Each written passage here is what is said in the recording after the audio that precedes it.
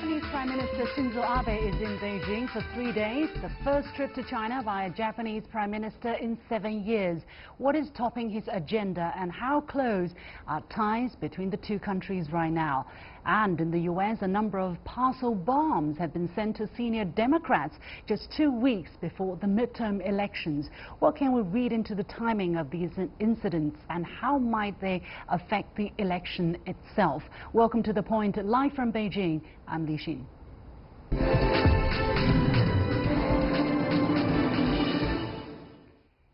Chinese President Xi Jinping and Japanese Prime Minister Shinzo Abe met on Friday, agreeing to bring their relationship to an even higher level.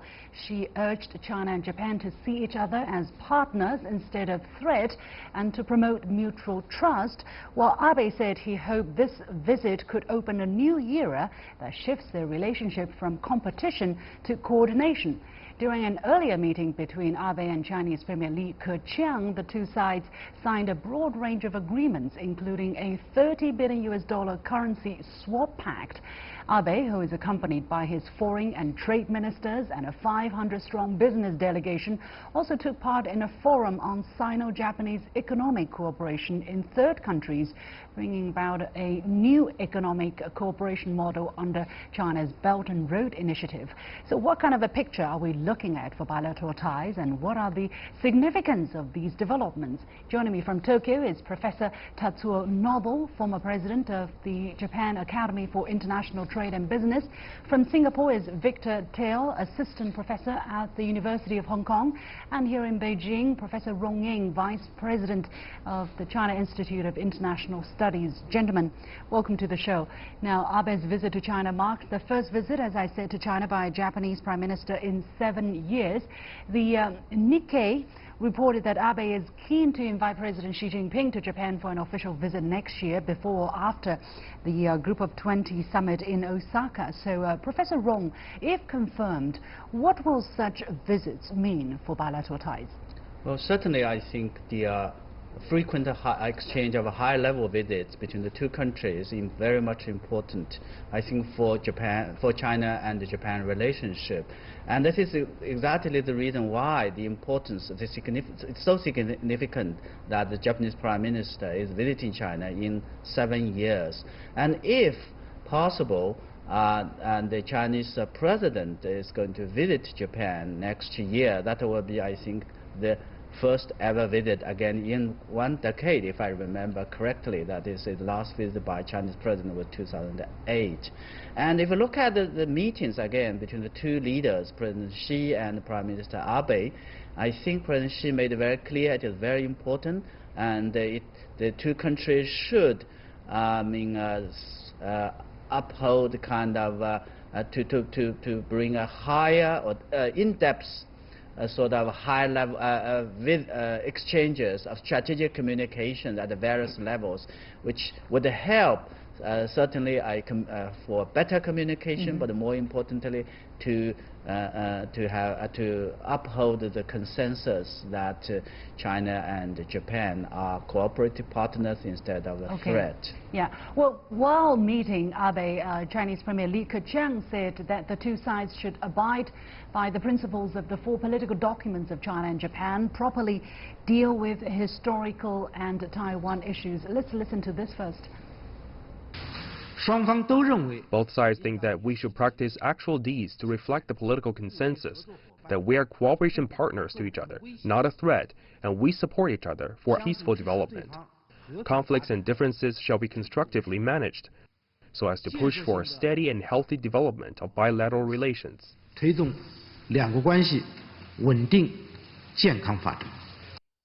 Professor Noble, let me go to you. How do you think the two countries can further build mutual trust to guarantee long-term cooperation?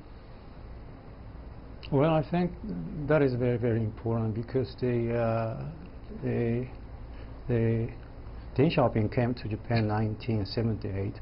This is the beginning of dairy farm establishment between the two countries. And actually, when he came to Japan, he asked for assistance. Particularly, he talked with Mr. Matsushita, please come on over to China and set up the factory for us. We need the Japanese technology. I think this is a very the reasonable approach at the time. And since then, actually, the expansion of Japanese factories and plants expanded. Firstly, beginning was the Dalian, from Dalian to Shanghai, and each actually today is spread out throughout the whole China. And there's a lot of things changed, but particularly a Chinese production system is no longer production system per se.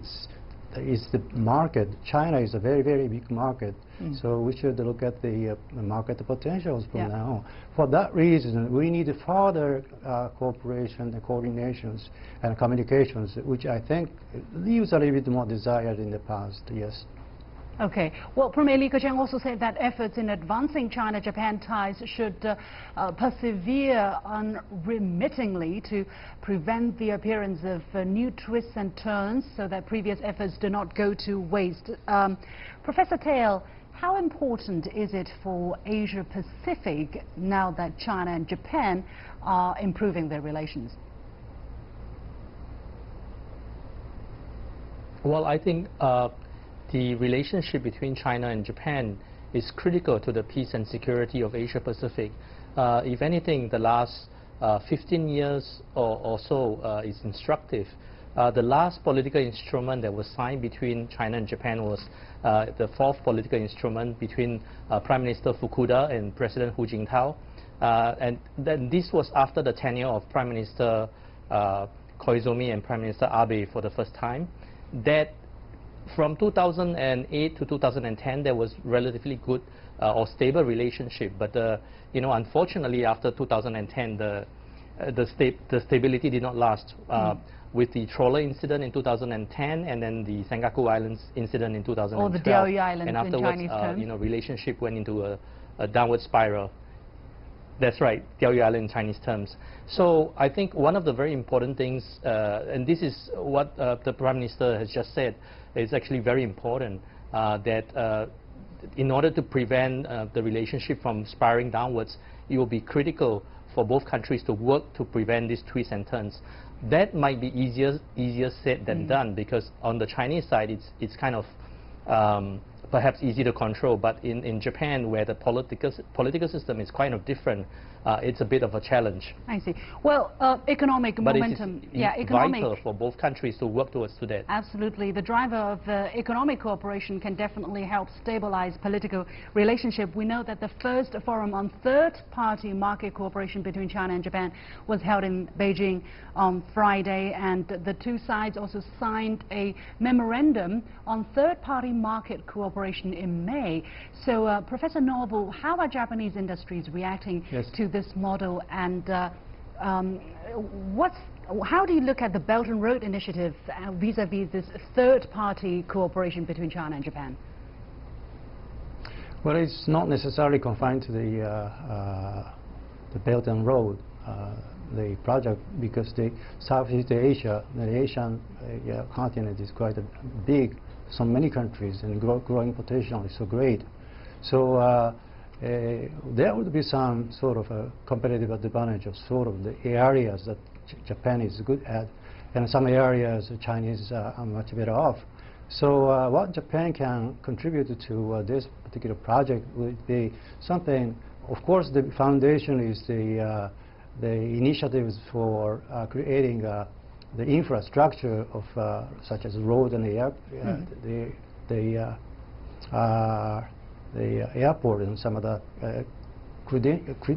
very important facilities that the developing countries definitely need. And Japan would be much better off in providing much more sophisticated machineries, and maybe I think Japan has a good international management know-how, including accounting, something like this. Yeah. So whereas China is much better off at providing for much lower wages, much lower labor costs, Japan would supplement it with something else. Okay. Something else, but yes. Right. Well, it is reported that China and Japan's first joint project under the framework could be a high-speed rail link to connect Thailand's 3 major airports. Professor Rong, we know that China and France also signed a similar kind of agreement to work in third parties. What is the difference here? Well, I think, yeah, it is true. I think China has had some similar sort of third party or third market cooperation with other countries. China and France certainly is one. But the difference for me is that the China and France model is just on specific project.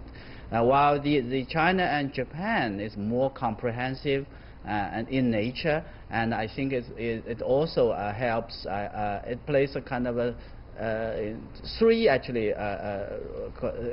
things that it stands out. One, it reduces the competition, unnecessary competition between China and Japan. And in the past, there was some competition, which I think neither side would be benefit. Secondly, I think it complements the respective advantages, and last but not least, I think the third party is going to benefit. So this is a kind of a model, more comprehensive, and it's going to achieve win-win and win result. We hope so, definitely. Let's wait and see. Now, the warming of a bilateral relation also is reflected in trade data.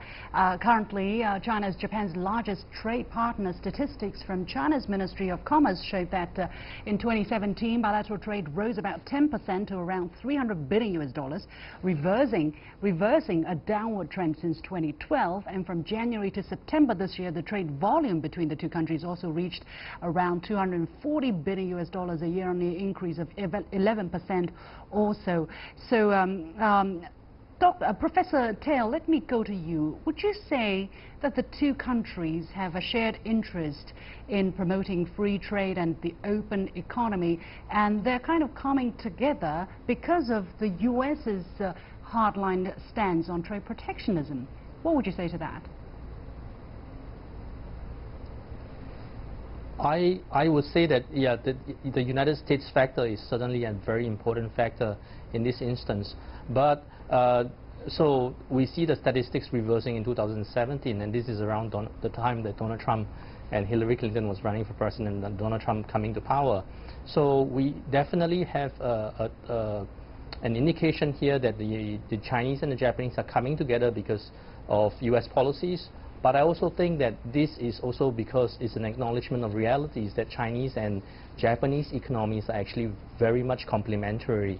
So in that respect, I think the reversal of trend is just a natural indication to show that it's just to pick up from where relations became a little bit sour in 2012. Well, it's a natural progression. I would say that it's a resumption of the normal trend. President Xi just made a tour in the southern Chinese province of Guangdong, where he called for greater resolve and stronger measures to deepen China's reform and opening up. So 30 seconds, Professor Rong, what kind of timing is it for Chinese and Japanese businesses and governments to come closer?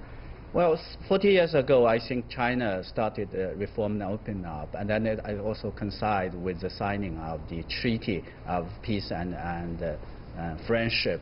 And as in the past 40 years, I think China and Japan cooperation has benefited both.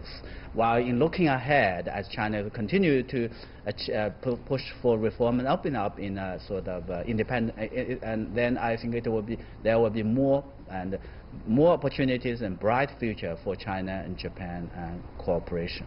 Okay, we're going to leave it there. Many thanks to my three guests. Professor Tatsuo Noble, former president of Japan Association of Foreign Trade and Business; Victor Tail, assistant professor at the University of Hong Kong; and Professor Rong Ying, vice president of the China Institute of International Studies.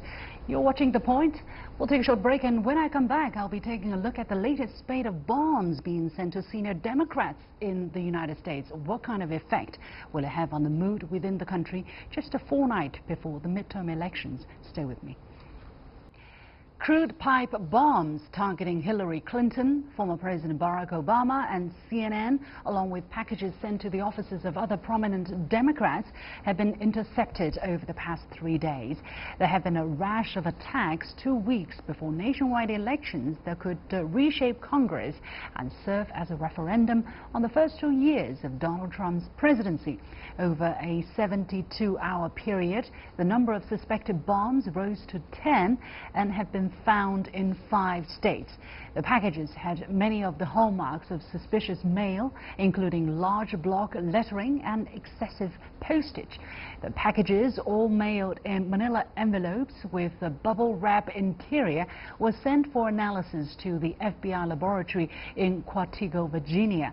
According to some reports, at least one of the explosive devices features PVC piping packed with glass and pyrotechnic powder.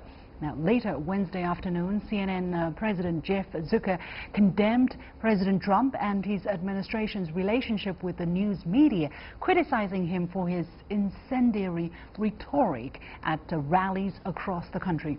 The president often referred to the press as fake news after reading reports about his administration that he disagreed with. In the past, he has dubbed journalists the enemy of the people. So what do we know about this outbreak of mail bombs, and what can we read into the timing of this latest incident? Joining me from the Beijing studio is Yan Shuai, Associate Professor of Organized Crime Studies at the China Institute of Contemporary International Relations. Mr. Yan, thank you very much for joining us. Now, President Trump employed a markedly different tone when he addressed his supporters at a campaign rally on Wednesday night in Wisconsin.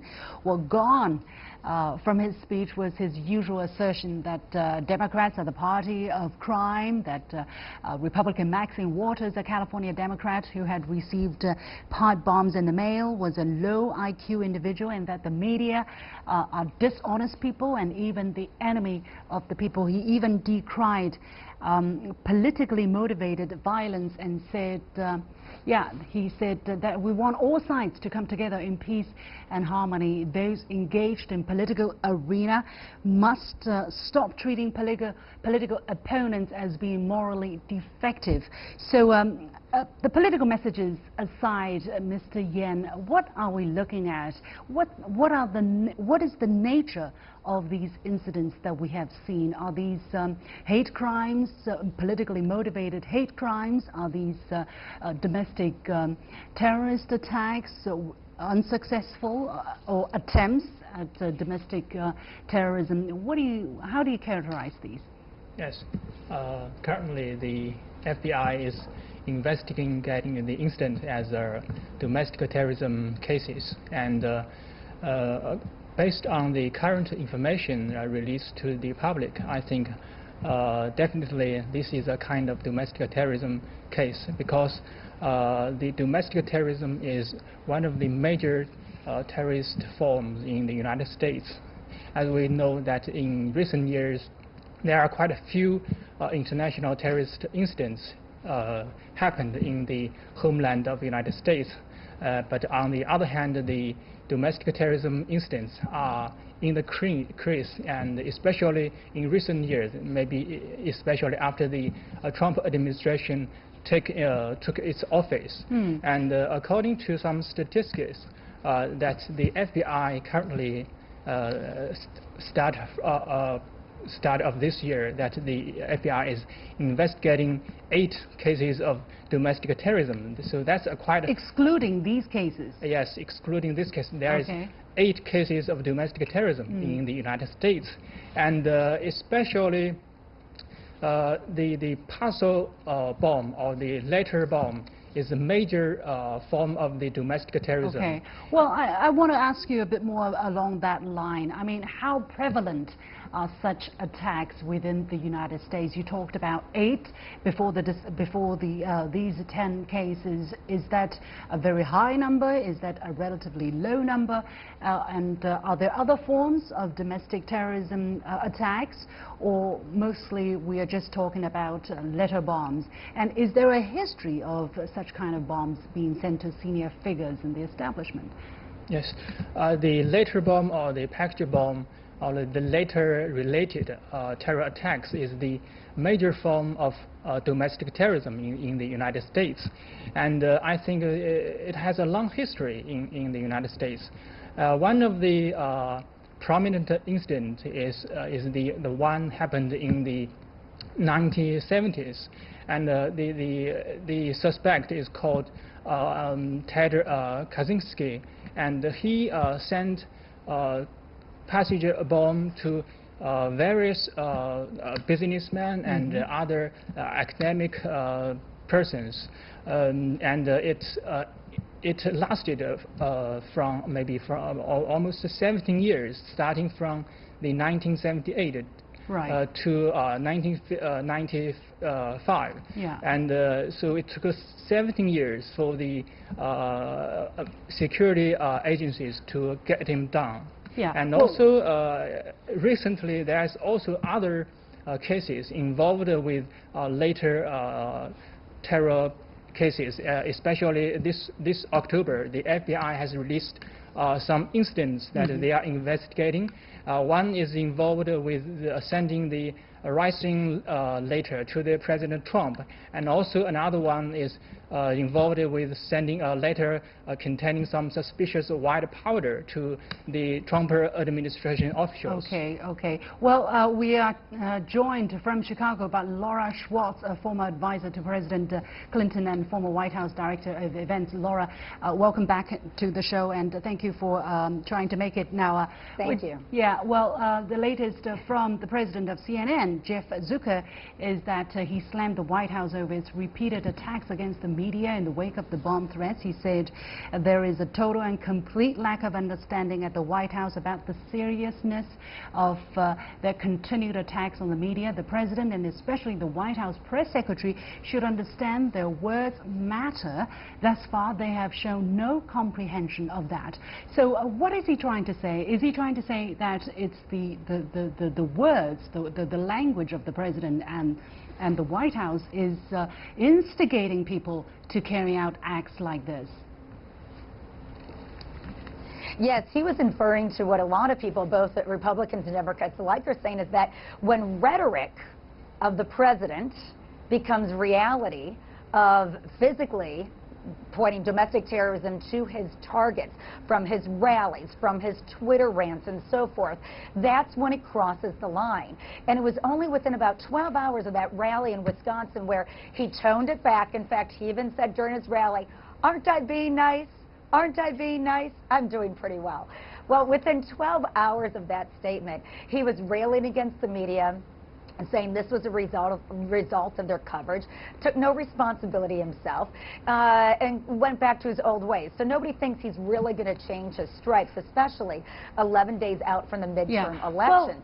But I will tell you, within just the last hour, 2 more bombs have been founded for 2 more of his targets, James Clapper, the former head of the CIA, as well as Cory Booker, the senator from New Jersey, that he often takes shots at both. Well, at this moment, it's Laura, interesting. We're looking for what develops next. Yeah, well, Laura, at this moment, we do not know, right, who sent these mail, although an investigation is going on. Correct. How can we be sure, how can you be sure that these are Republican people who support President Trump who have carried out these acts, not the Democrats who have carried it out so that they can win some votes ahead of the midterm elections?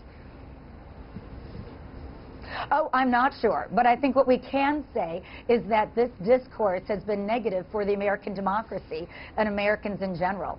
President Trump's approval rating dropped just 3 points this morning compared to last month. He has a historically low approval rating among presidents, but it continues to go down. And I think that should tell the White House, stick to the achievements. Stick to the things that you've done that are working for the American people. There's no need to go down this road. And it's on all sides. We have to, you know, really watch it. But when you look at the rhetoric and you just play back the tape, it comes from the White House. And it's got to stop from the top. There's incredible forensic evidence out there right now because of these mail bombs that were not detonated. And there's also going to be a very big personality background on whoever the this might be. Okay. It could be that somebody just wants to cause problems and they see this as an easy target, or it could be a Republican. You just don't know at this point. All right. But Well, what we do know yes. is that this rhetoric is not helping policy of the United States. Yan Shuai, how difficult it's going to be for the investigators to find out who are behind these letter bombs? Will they be able to find out before the midterm elections, you think?